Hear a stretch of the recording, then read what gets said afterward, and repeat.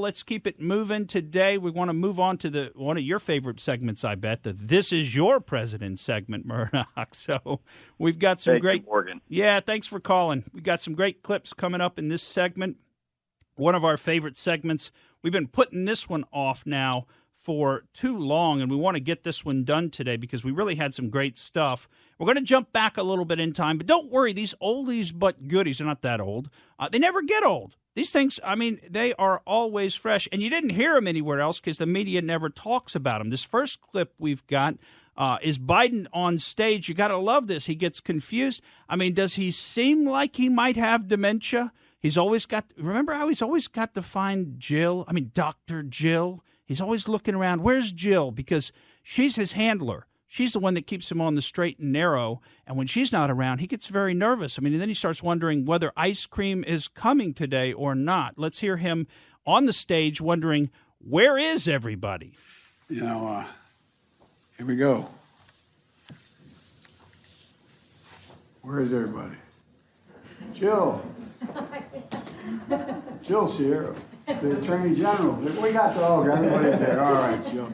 I don't know what was going on back there. Now, this clip, you know, I left the pauses in totally. This is him at the podium. He gets to the podium, and he says, where is everybody? I mean, he's like, if you didn't know about the real Joe Biden back from when he wasn't senile, you'd almost feel bad for him. You'd almost feel bad for him. Why doesn't somebody put a stop to this? Now, the next clip we've got is another one we've been saving you. This is a little montage. I love this. You know, have you heard about this? This is something I'm really curious if any of our listeners have heard about, because this one catches me totally off guard.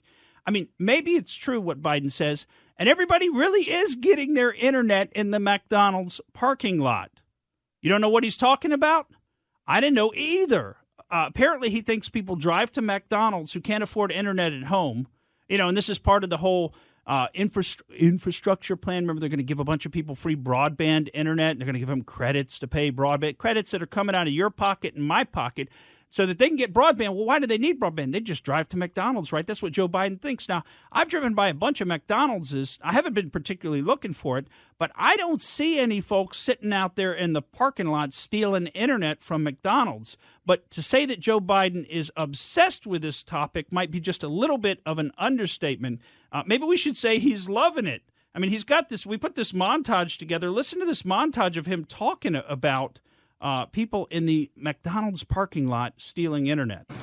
How many times you see people pulling up to McDonald's sitting outside during the pandemic so they could do their homework because they can get off of their line? How many times, if you don't live in an area where you have high-speed internet you can afford, how many times you've driven your kids to the parking lot of McDonald's and sat there going off the McDonald's internet so you could hear? You saw what's happened when we've had this COVID. Try teaching from home. How many people do you see out in McDonald's parking lots with their kids in their cars because they get access to the internet to be able to help the kid in school? What are we doing? During remote learning during the pandemic last year, we saw too many families forced to literally sit in their vehicles in a fast food parking lot so their children could get on the internet. I mean, do you actually believe that places that have McDonald's accessible, where there's high-speed internet at the McDonald's, the people that live around there can't get high-speed internet? I go to public libraries to get my hamburgers. Is that you sitting in the parking lot eating your hamburger at the public library, right. Pat George? Yep. Because there's no internet there. I mean, this is not anything that I have ever seen or heard of. I've never even heard of somebody saying, yeah, I had to run to the McDonald's, to get internet for my kids. We do Zoom home learning from the McDonald's parking lot. It's great. We don't even have to make breakfast. You could just walk inside and get breakfast. I mean, have you heard of that? Has anybody heard of that? If you are a person listening to this show who has ever gone to McDonald's to get your internet or knows somebody who goes to McDonald's to get their internet, we want you to call us at 888-404-1010 and tell us about that, because this is nothing I've ever even heard of. Meanwhile, your president is absolutely obsessed with it. Or if you work at McDonald's and the customers have no place to park because all of the people who are driving to your store and sitting in the parking lot using your internet. That's right. Yeah. If you have any knowledge whatsoever about this, let us know about it. Meanwhile, Rome is burning as he fiddles away about the McDonald's parking lot. Now, we told you about the all-time high trade deficit of $80 billion in September, and you're bound to have heard of the face-ripping inflation that, according to the CPI, the Consumer Price Index, is right at 7%. And, you know, if you haven't heard of it, you've definitely seen it in the prices of all the goods and energy that you need to buy to live. You've seen it in beef prices. You've seen it in restaurant food prices. You've been to a restaurant lately? You know, an appetizer's $15 now. You know, I mean, is that an appetizer? That better be the meal, actually. You know, at this rate, used car prices, they're up 30% year over year the past couple of years.